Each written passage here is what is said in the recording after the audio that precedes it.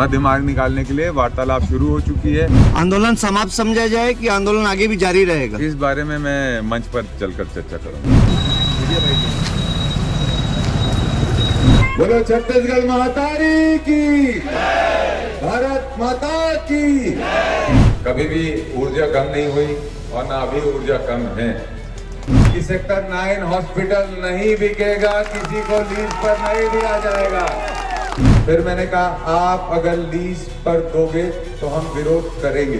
Sector 9 अस्पताल BSP का था, बीएसपी का रहेगा। देवेंद्र यादव क्या है? कुछ नहीं है। छत्तीसगढ़ महातारी की जय लगाना है। हम ये स्कूल को चाहते हैं कि बीएसपी ना चलाए, कोई और चलाए। ये कंसर्न के बिना आप इस पे आगे नहीं बढ़ेंगे। हम इस पे आपकी बात से पूरी तरह सहमत नहीं है। ऐसी कोई मांग नहीं है जिसमें वो पूरी तरह नहीं माने। मैत्री बाग किसी प्राइवेट कंपनी को नहीं दिया जाएगा। बीएसपी के रिटायर्ड आदमी को मकान मिलना चाहिए। जो आपने ये स्क्वायर फीट का रेट बढ़ाया है, हम उसको नहीं मानते, आपको इसको वापस लेना पड़ेगा। आप जब तक इसका हल नहीं निकालेंगे तब तक हमारा आंदोलन चालू रहेगा। एक भी मकान हम हटाने नहीं देंगे जब तक आप उनको प्रधानमंत्री आवास योजना में मकान बनाकर नहीं दोगे। आप लोगों से बदसलूकी करते हो, परिवार से बदसलूकी करते हो, इसको हम बिल्कुल सहन नहीं करेंगे। जो बाहर के लोग हैं उनको ही काम मिलता है, स्थानीय लोगों को काम नहीं मिलता। हम लोग हमारे शहर को बिकने, हमारे प्लांट को बिकने नहीं देंगे। छत्तीसगढ़ की गवर्नमेंट यहाँ काम करना चाहेगी तो हमें आपत्ति नहीं है, लेकिन हम किसी प्राइवेट आदमी का बोर्ड यहाँ पर नहीं लगने देंगे। स्पर्श मल्टी स्पेशलिटी हॉस्पिटल आधुनिक एवं श्रेष्ठ किडनी विभाग फुल टाइम विशेषज्ञों की देखरेख में दे रहा है डायलिसिस की सुरक्षित और बेहतरीन सुविधा, साथ ही न्यूनतम दर पर हेल्थ पैकेज की सुविधा भी। स्पर्श मल्टी स्पेशलिटी हॉस्पिटल, एक एहसास अपनेपन का। नमस्कार, मैं हूं मयंक चतुर्वेदी और आप देख रहे हैं तीरंदाज। छत्तीसगढ़ के भिलाई नगर के विधायक देवेंद्र यादव द्वारा भिलाई स्टील प्लांट क्षेत्र में जो निजीकरण हो रहा है उसके खिलाफ शुरू किया गया उपवास कार्यक्रम आज यानी कि 24 दिसंबर को समाप्त हो गया। किन शर्तों पर, किन बातों पर सहमति बनी, जिसके बाद जो है इस आंदोलन को स्थगित किया गया। उसके पहले हम आपको थोड़ा सा ब्रीफ दे देते हैं कि 21 दिसंबर से आंदोलन शुरू किया गया था। 2 दिवसीय आंदोलन था, लेकिन जब कोई भी प्रशासन और भिलाई स्टील प्लांट का कोई अफसर उनसे मिलने नहीं पहुंचा तो उस आंदोलन को बढ़ा दिया गया था। एक दिन बाद जो है भिलाई स्टील प्लांट के कुछ अफसर मिलने के लिए आए, लेकिन वो किसी भी सूरत में कोई भी वादा करने या आश्वासन देने की स्थिति में नहीं थे। इसके बाद जो है आंदोलन को और आगे बढ़ा दिया गया था। आज 24 तारीख है, यानी कि आज चौथा दिन था इस आंदोलन का। और आंदोलन के दौरान जो है आज बीएसपी के अफसरों ने भिलाई नगर के जो विधायक हैं और उनके साथ जो लोग बैठे हुए थे अनशन पर, 2 लोग और बैठे हुए थे, जिसमें लालचंद वर्मा हैं और एक जग्गा राव करके व्यक्ति हैं। मतलब 3 लोग जो है उनके साथ उपवास पर थे, यानी कि वो अन्न त्यागे हुए थे, केवल पानी पी रहे थे। उनकी लगातार स्थिति भी बिगड़ रही थी और कल रात में यानी कि 23 तारीख की रात में लालचंद वर्मा को अस्पताल भेजना पड़ा था, क्योंकि उनकी हालत कुछ ज़्यादा ही बिगड़ गई थी। आज जो है भिलाई स्टील प्लांट के अफसरों ने बातचीत करने के लिए उनको बुलाया, विधायक देवेंद्र यादव को। अब इसमें बताते हैं आपको कि भिलाई स्टील प्लांट के जो अफसर हैं उनका एक कामकाज करने का अलग तरीका है। उनको धरना स्थल पर आने में शायद शर्मिंदगी महसूस हो रही थी, इसलिए जो है 4 दिन से अन्न त्याग कर धरने पर बैठे व्यक्ति को अपने पास बुलाना उन्होंने ज़्यादा मुफीद या मुनासिब समझा। उन्होंने विधायक को बुलाया, उनके साथ कुछ और भी लोग बातचीत करने के लिए गए थे, लेकिन यहाँ भी भिलाई स्टील प्लांट ने मीडिया से दूरी बनाए रखने की भरसक कोशिश की। और जहाँ बातचीत चल रही थी यानी कि भिलाई होटल में सीआईएसएफ के जो जवान हैं उनको लगा दिया गया था। हालांकि मीडिया को इससे दूर रखा गया, बंद कमरे में बातचीत हुई। इस बातचीत की रिकॉर्डिंग भी करने से मना किया गया था। कुछ लोगों ने कोशिश भी की जो उनके देवेंद्र यादव के साथ थे, लेकिन उनको भी रोका गया। लेकिन इस दौरान कुछ फ़ोटो ज़रूर उन्होंने लिए, फ़ोटो वीडियो जो कि मीडिया में हमारे पास हैं, वो भी हम आपको दिखाते हैं कि कौन कौन उसमें बैठा हुआ था। और इसके बाद जो है बंद कमरे में बातचीत हुई। बातचीत होने के बाद जब देवेंद्र यादव बाहर निकले तो मीडिया कर्मियों ने उनसे बातचीत करने की कोशिश की, लेकिन उन्होंने कहा कि भाई इतने सारे लोग हमारे साथ आंदोलन कर रहे हैं, बहुत सारे लोग वहाँ इंतज़ार कर रहे हैं धरना स्थल पर, इसलिए यहाँ बताना बेहतर नहीं है, आंदोलन स्थल पर ही बताया जाना बेहतर है। सबसे पहला हम विजुअल आपको दिखाते हैं जब वो बातचीत करने के लिए निकले और उनकी पत्रकारों से क्या बातचीत हुई। इसके बाद हम आपको दिखाएंगे कि किन किन मांगों पर सहमति बनी, क्या बातचीत हुई, किस आधार पर 4 दिन से चल रहा अन्न त्याग करके जो अनशन किया जा रहा था वो क्यों संपन्न हुआ, खत्म हुआ और आगे की रणनीति क्या रहेगी। सबसे पहले दिखाते हैं पहला विजुअल जो बातचीत करने के बाद देवेंद्र यादव का सामने आया था। उसके बाद हम आपको पूरा वीडियो भी दिखाएंगे।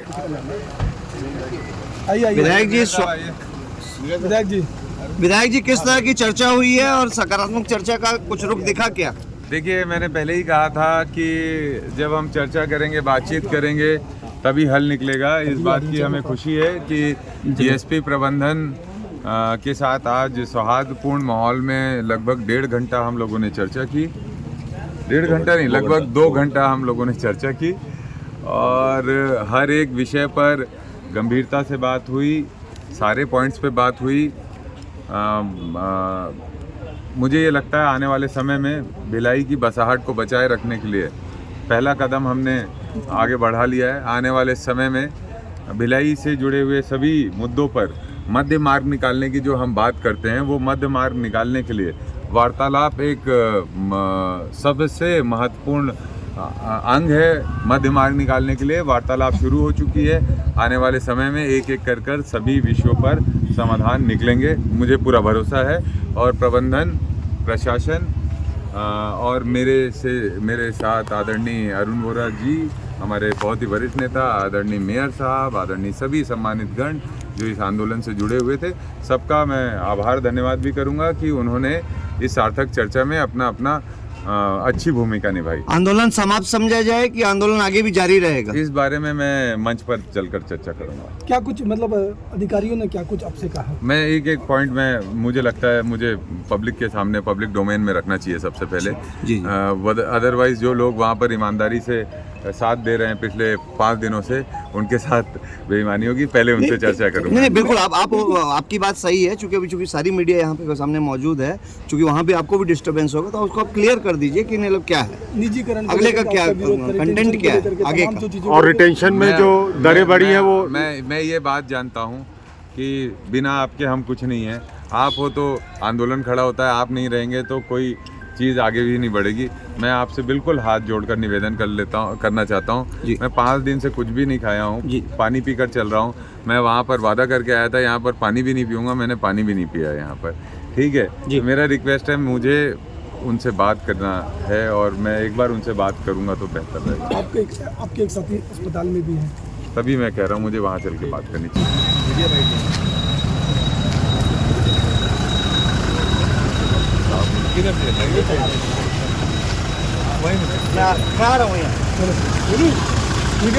Thank you so much. तो ये तो ही वो बात जब देवेंद्र यादव बाहर निकले थे पहली बार मीटिंग से। बीएसपी के अफसर भी थे, उसमें जिला प्रशासन के भी अफसर थे। अब आपको ले चलते हैं धरना स्थल, जहां देवेंद्र यादव ने बैठक की एक एक बातों को जनता के सामने रखा और उनसे ये राय मांगी कि क्या आंदोलन आगे भी जारी रखना चाहिए या इसको ख़त्म कर देना चाहिए। इसके बाद सहमति ये बनी कि उपवास कार्यक्रम को खत्म कर देना चाहिए, लेकिन भिलाई को बचाने के लिए आंदोलन आगे भी जारी रहेगा।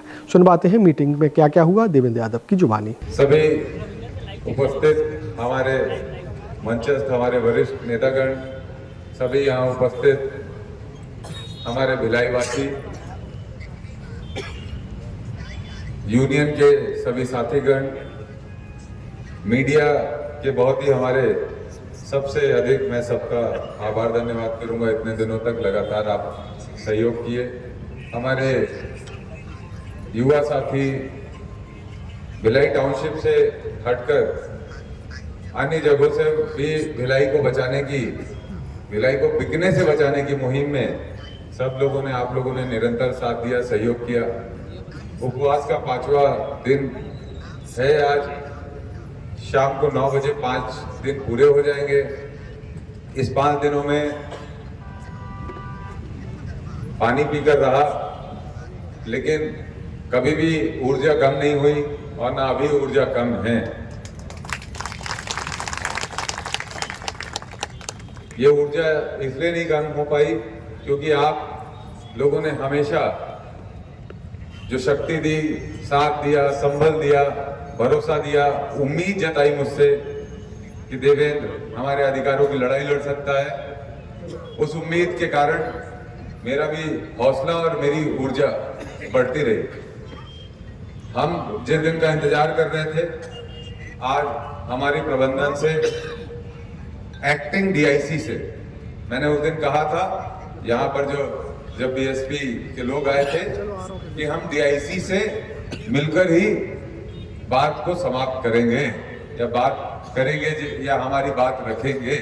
और हमने पहले दिन से यही कहा था कि हमें चर्चा करनी है, बातचीत करनी है, लेकिन हमारी कोई चर्चा हो नहीं पाई थी। आज जाकर हमारी मुलाकात हुई, चर्चा हुई एक्टिंग डीआईसी से और उनके अधिकारियों से।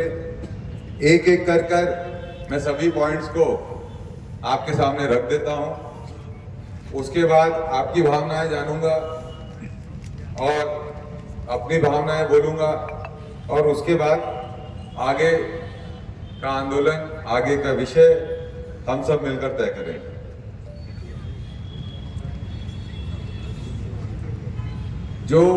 जिन विषयों को हम लेकर गए थे उनमें से कुछ हमारे विषय मान लिए गए हैं और कुछ विषय में सहमति नहीं बनी है।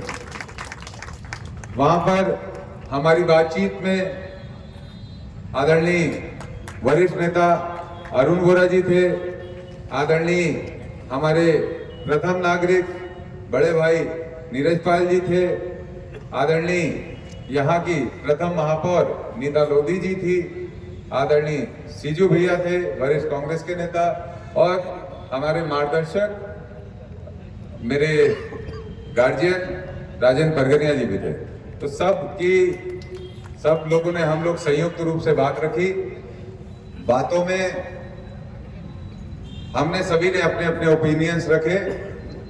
कुछ ओपिनियंस हमारे मैच किए और कुछ में एग्री हुआ और कुछ में डिसएग्री हुआ। एक एक करके सारे पॉइंट्स को मैं आपके सामने रखना चाहता हूं। सबसे पहले कमियां बताऊं या जो डिसएग्री हुए वो बताऊं या जो एग्री हुए वो बताऊं? ये बताओ। हाँ, डिसएग्री वाला, एग्री वाला बताऊं? तो चलो एग्री वाला सबसे पहले बताता हूं। आप सबको इस बात की बधाई कि सेक्टर 9 हॉस्पिटल नहीं बिकेगा, किसी को लीज पर नहीं दिया जाएगा।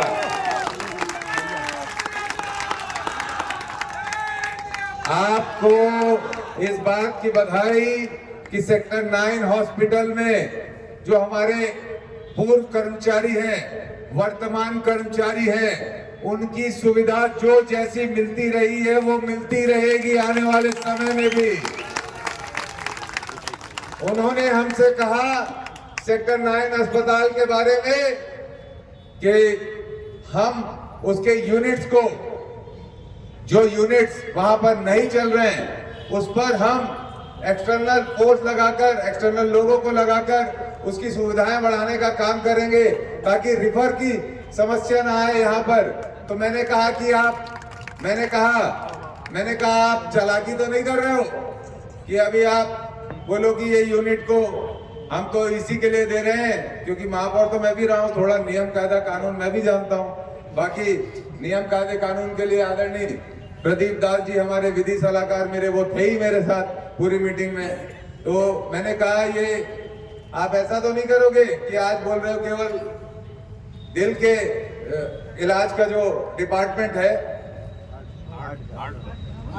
दिल हिंदी में दिल, इंग्लिश में हार्ट, डॉक्टरी में कार्डियो, देखो सब पता है मुझे, लेकिन मैं बोल भी नहीं पा रहा हूँ बहुत ज्यादा। जो आ रहे हैं शब्द उसको ले लो, उससे समझ लो, ठीक है। तो देखो उन्होंने बोला कार्डियो हमको इम्प्रूव करना है, जो डिपार्टमेंट है उसको हमको इम्प्रूव करना है, तो उसके लिए हम एक्सटर्नल लोगों को उसमें लगाएंगे और उसका भुगतान करेंगे ताकि हमें रिफर सिस्टम से हम बच सके। तो मैंने कहा आप इसको एक्सप्रेशन ऑफ इंटरेस्ट में निकाल रहे हो?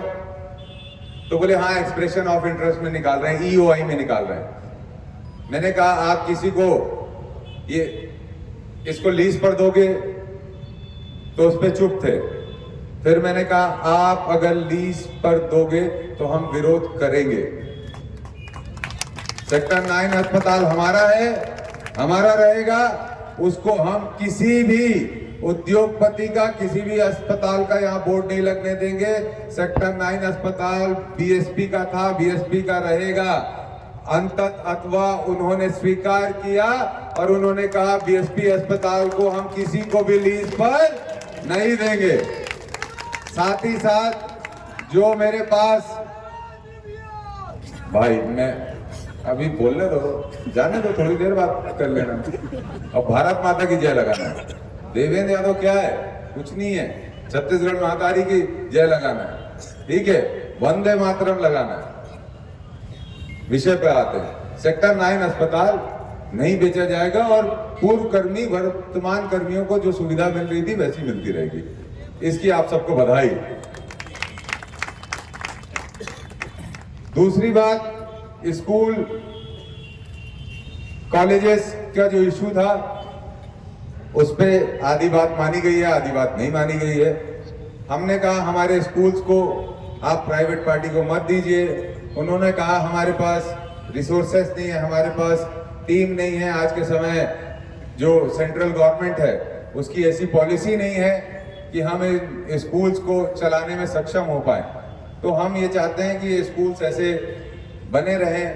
तो आर्मी जैसे इंडियन आर्मी लेना चाहती है स्कूल, और भी संस्थाएं हैं वो लेना चाहती है। हमने एक्सप्रेशन ऑफ इंटरेस्ट निकाला है, उसमें लोगों को पार्टिसिपेट करने दीजिए।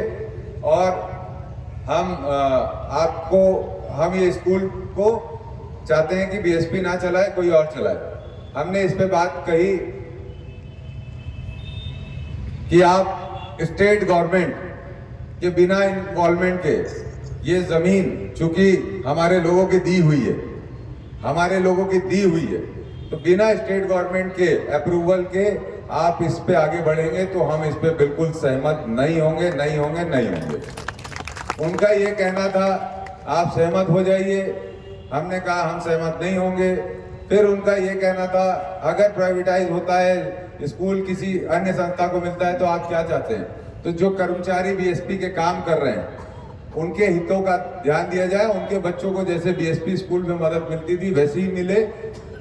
ये बात पे वो एग्री थे, लेकिन हमने उस बात को वहीं पर रोका कि आप स्टेट गवर्नमेंट के कंसर्न के बिना आप इस पे आगे नहीं बढ़ेंगे। हम इस पे आपकी बात से पूरी तरह सहमत नहीं है। फिलहाल आधी बात मानी जा चुकी थी, लेकिन हमने पूरी सहमति उसमें नहीं दिखाई। तीसरी बात मैत्री बाग की। वैसे एक बात बोलूं, लगभग सब बातों में ऐसी कोई मांग नहीं है जिसमें वो पूरी तरह नहीं माने। आपको ये भी बता देता हूँ, एक एक करके सारी मांगे बता देता हूँ। बीच की बातें फंसी हुई है जिसका सॉल्यूशन समय निकालेगा और आप लोग निकालोगे।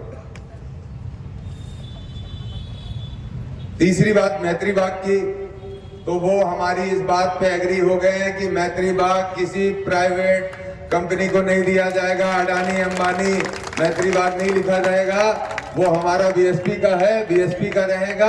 और हमने उनकी एक ही बात पे सहमति बनाई है। उन्होंने कहा स्टेट गवर्नमेंट अगर लेना चाहेगी तो, मतलब हाँ, छत्तीसगढ़ की गवर्नमेंट हमारी है, छत्तीसगढ़ की गवर्नमेंट यहाँ काम करना चाहेगी तो हमें आपत्ति नहीं है, लेकिन हम किसी प्राइवेट आदमी का बोर्ड यहाँ पर नहीं लगने देंगे। जिसपे आप सबको शुभकामनाएं। मैत्री बाग आपका, वो मैत्री बाग आपके बीच से नहीं जा रहा।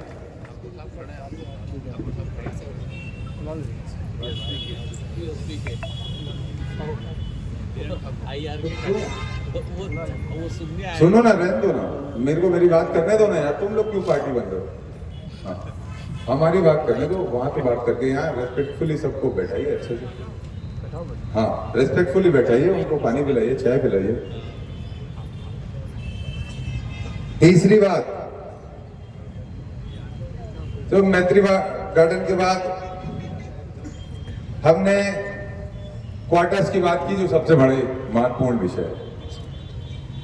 हमने कहा रिटेंशन स्कीम आप वापस लागू करिए और रिटेंशन स्कीम को मत खत्म करिए। उन्होंने कहा आप रिटेंशन स्कीम पर जो 1500 परिवार पिछले कई सालों से रह रहे हैं उनको आप हटाइए, हम रिटेंशन स्कीम लागू कर देंगे। मैं बोला एक भी परिवार नहीं हटेगा, मैंने कहा एक भी परिवार नहीं हटेगा। और आप रिटेंशन स्कीम लागू नहीं करना चाहते, आप केवल और केवल पॉलिटिक्स करना चाहते हैं। इसमें बीएसपी के रिटायर आदमी को मकान मिलना चाहिए, और जो रिटेंशन स्कीम में मकान चाहता है और जो रह रहा है उसको भी पहले के दरों में मकान में रहने का मौका देना चाहिए। और मैंने कहा आप पूर्व के दरों को लागू करेंगे तो हम लोग आपका समर्थन करेंगे, और पूर्व का दर नहीं लागू करेंगे तो हम इसका विरोध करते हैं। तो इस पे कोई बात नहीं बनी, हम अपनी जगह पे अड़े रहे, वो अपनी जगह पे अड़े रहे। ये फाइनल इसका कंक्लूजन है।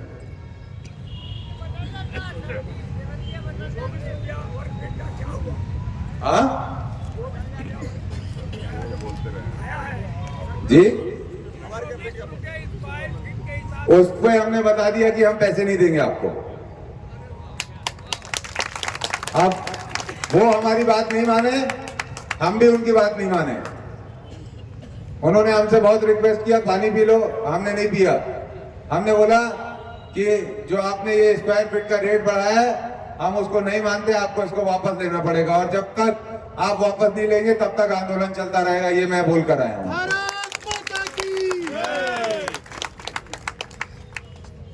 शॉप्स के इशू पे उन्होंने बोला हमने ऊपर भेजा है और वहां से समाधान नहीं आया। मैंने बोला जब तक समाधान नहीं आप करेंगे तब तक हमारा आंदोलन चालू रहेगा। जो शॉप्स के रजिस्ट्री के विषय में पैसा की बढ़ोतरी हुई थी उस पे हमने साफ कहा है आप जब तक इसका हल नहीं निकालेंगे तब तक हमारा आंदोलन चालू रहेगा। इसके अलावा मिनिमम वेजेस पे बहुत डिटेल बात हुई है, लेकिन मैं उसको चाहता हूं, मैं यूनियन के लेबर यूनियन के लोग यहाँ पर मुझे कम दिख रहे हैं, अभी हैं क्या लेबर यूनियन के लोग कम दिख रहे हैं, मैं उनके साथ बैठकर उस पर डिस्कस करूंगा और उनसे ओपिनियन लूंगा। उसमें हमने साफ कह दिया है कि आप अगर हमने कहा आप यहाँ के लोगों को मिनिमम वेजेस नहीं देंगे तो हम आपके स्टील प्लांट के गेट पर आकर अनशन करेंगे और आप हमको उठा नहीं पाओगे। उन्होंने उस पे कहा है कि वो पॉलिसी बनाएंगे और मिनिमम वेजेस के लिए क्या वो कर सकते हैं उसकी योजना बनाकर हमसे साझा करेंगे। इसके अलावा जो सेक्टर 9, सेक्टर 7 और जो हमारी और बस्तियां हैं जो यहाँ पर बसाहट हुई है उस पे हमने साफ कह दिया है एक भी मकान हम हटाने नहीं देंगे जब तक आप उनको प्रधानमंत्री आवास योजना में मकान बनाकर नहीं दोगे।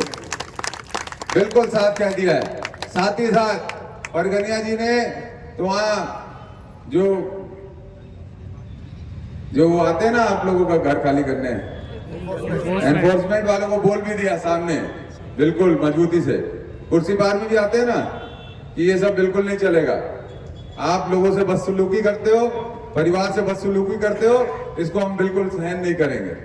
तो हमने कहा है आप हमें जगह आइडेंटिफाई कीजिए और हमें बताइए हाउस फॉर ऑल में आप कहां मकान बना के दोगे, उसके पहले एक भी मकान हम हटने नहीं देंगे हमारे टाउनशिप का। इसके अलावा मैंने कॉन्ट्रैक्टर्स के लिए भी बात की कि यहाँ पर कॉन्ट्रैक्टर एसोसिएशन आए थे, उनका कहना था जितने अभी कॉन्ट्रैक्ट्स निकल रहे हैं उसमें जो बाहर के लोग हैं उनको ही काम मिलता है, स्थानीय लोगों को काम नहीं मिलता। तो एनआईटी जो बन रही है उसमें ऐसे पॉइंट डाल दिए जा रहे हैं जिसके कारण बाहर के लोग ही उसको कंपीट करके ले पाते हैं, स्थानीय लोग नहीं ले पाते। तो इस पर उन्होंने कहा है कि वो कॉन्ट्रैक्टर एसोसिएशन से बैठकर इस पर डिस्कशन करेंगे और क्या इशू है उसको सॉल्व आउट करेंगे। साथ ही साथ मैंने लास्ट पॉइंट ये उठाया कि यहाँ जितना ठेका श्रमिक है वो हमारे भिलाई छत्तीसगढ़ के लोग यहाँ पर काम करते हैं जो 10,000, 8,000, 6,000, 12,000, 13,000 में काम करते हैं, लेकिन जो 40,000, 45,000, 50,000 की आपकी पोस्ट है जिसपे आप कुशल कहेंगे लोगों को लेते हैं, कुशल श्रमिक को लेते हैं, उसमें हमारे लोग नहीं रह पाते, हमारे छत्तीसगढ़िया भाई नहीं रह पाते, हमारी छत्तीसगढ़िया बहन नहीं रह पाती। तो उस पे उन्होंने कहा है, एग्री किया है और उन्होंने कहा कि हम एक यहाँ पर स्किल सेंटर सेक्टर 5 स्कूल में खोलेंगे, जिसके तहत यहाँ पर जितने स्थानीय बच्चे हैं जो इंजीनियर हैं, पॉलिटेक्निक से आए हैं, उन लोग उसमें एडमिशन लें और उसमें 100% प्लेसमेंट प्लांट के अंदर होगा, ताकि हमारे बच्चे यहाँ पे केवल श्रमिक ना बने, केवल जाके मजदूर ना बने, वहां पर वो अफसर वाला काम भी अपने पास रख सकते हैं, कर सके। तो इस पर भी उन्होंने कहा है। छत्तीसगढ़ मातारी की जय। थोड़ा तेज बोल दो, महातारी की आवाज। बोलो छत्तीसगढ़ महातारी की, भारत माता की। तो इतनी सब बात हुई है, उन्होंने मुझे बहुत मनाया, मुझसे बहुत अनुरोध किया कि हार्मोनिक डिस्कशन हुआ हमारा, सही से डिस्कशन हुआ, 2 घंटे हुआ। उन्होंने कहा पानी पी लीजिए, नारियल पानी भी मंगा के रखे थे, फ्रूट्स भी मंगा के रखे थे, और फ्रूट तो सीजू भी अभी नहीं खाए। आप खाए क्या? नहीं, आप भी नहीं खाए। नहीं, मैं इन लोगों को दिया उठा के कि चाय तो पियो, मैं नहीं खा रहा हूँ, कोई बात नहीं, आप तो खाओ, लेकिन कोई खाया नहीं। नेताजी नहीं खाएंगे तो लोग कहाँ से खाएंगे? उन लोग भी नहीं खाए, वो बीएसपी वाले भी नहीं खाए। बड़ा कोशिश किए, व्यवस्था तो पूरी रखे थे, लेकिन नहीं खाए उन लोग भी, हम लोग भी नहीं खाए। तो अब बात ये है, आज जिस मुहिम के तहत हम लोग यहाँ इकट्ठे हुए थे कि भिलाई को बिकने नहीं देंगे, भिलाई को बिकने नहीं देंगे, इस मुहिम के तहत हम लोग यहाँ पर पिछले 5 दिनों से अनशन पर थे, गांधी के मार्ग पर चलकर यहाँ पर हम लोगों ने अपनी बात रखी। देश भर से इस पे सहयोग मिला, देश भर से समर्थन मिला। पहली वार्ता मैंने आपको कहा ही था कि ये लंबे समय तक चलने वाली लड़ाई है। पहली वार्ता का जो रिजल्ट है, निष्कर्ष है, मैंने आपके सामने रख दिया कि ये उस पे सहमत है, ये इस पे असहमत है। अब मैं आप लोगों से जानना चाहता हूं, आंदोलन तो जारी रहेगा, इसमें कोई किंतु परंतु नहीं है। भिलाई पे जिस दिन हम लोगों ने आंदोलन बंद किया तो ये भिलाई को बेच देंगे। मैंने इनसे पूछा, आप भिलाई स्टील प्लांट बेचने वाले हो? तो बोले नहीं। मैं बोला आप सोचिएगा भी नहीं, हम लोग हमारे शहर को बिकने, हमारे प्लांट को बिकने नहीं देंगे। तो इस सब विषय पे बात हुई, लेकिन हमारी बहुत सारी मांगे अभी तक पूरी भी नहीं हुई। तो वो मांगे हमारे लिए महत्वपूर्ण है। जितनी पूरी हुई मांगे महत्वपूर्ण है, उतनी जो पूरी नहीं हुई वो भी महत्वपूर्ण है। मैं आप लोगों से ओपिनियन लेने आया हूं। आंदोलन जारी रहेगा, ये पक्की बात है। आपको अगर भिलाई को बचाना है तो गांधी के रास्ते पे मेरे साथ हम सब मिलकर एक दूसरे के साथ आगे बढ़कर चलेंगे।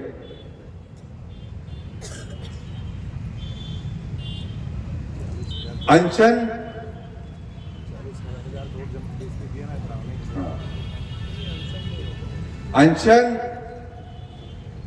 समाप्त करना है आज कि नहीं करना है, ये बताओ एक बार।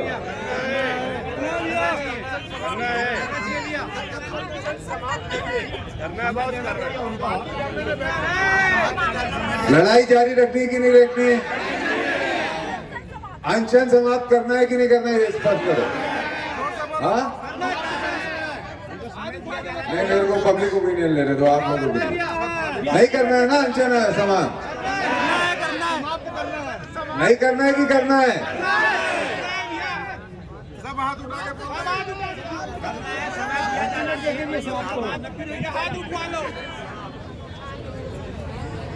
आप ही के लड़ो भाई। सदन की अनुमति है तो मुझे कुछ मौका मिलेगा क्या? आप ही के लड़ना के लिए ले लीजिए आप सदन के में, क्योंकि हमारे लीडर देखिए, इस समाज को समझना है कि मैं आदरणीय विधायक जी मेरे बहुत प्रिय हैं, दामाद हैं, बेटे हैं। आप सब भी ईमानदारी से अपनी लड़ाई लड़ रहे हैं, अपने हक की लड़ाई लड़ रहे हैं, पर अनशन के सहारे हम अपने लीडर को कमजोर नहीं करेंगे। आप देखिए, अनशन 5 दिन में जो अनशन चला है, तो कैसे भगवान बुद्ध को आप देखो, तपस्या किए ना, तपस्या किए, अंततः खीर खा के, खीर लेके, तो साथ देखे उनने अपना तपस्या खत्म किया। मैं चाहता हूँ, मेरा व्यक्तिगत है और आप सब उसमें सहमति देंगे नहीं देंगे मुझे नहीं मालूम, 1 मिनट, मैं चाहता हूँ कि लड़ाई लंबी है, विधायक जी जब मजबूत रहेंगे तो लड़ाई आगे चलेगी ना। विधायक जी को आप लोग, मैं सोचता हूँ कि ये जब भूखे रहेंगे तो कैसे लड़ेंगे? खा पी के लड़ेंगे। खा पी के लड़वाना है, खा पी के लड़वाना है, ये मैं चाहता हूँ। भाई विधायक जी मेरे लीडर है, मैं ज्यादा नहीं बोलूंगा। इस पे मैं चाहता हूँ यूनियन के साथी भी अपना ओपिनियन दें, ऊपर आ जाएं, एसपी डे साहब आ जाएं, हमारे रेड्डी साहब आ जाएं, हरी भैया आ जाएं, हाँ? विनोद सोनी जी आ जाएं, सब जितने यूनियन के हमारे ट्रेड यूनियन से जुड़े हुए सब लोग हैं वो आगे ऊपर आ जाएं, और हाउस लिस्ट से जुड़े हुए वर्मा अंकल आ जाएं। कहाँ है वर्मा अंकल? आओ ना, आप भी अपना ओपिनियन दो, खुलकर दो, क्या करना है मुझे।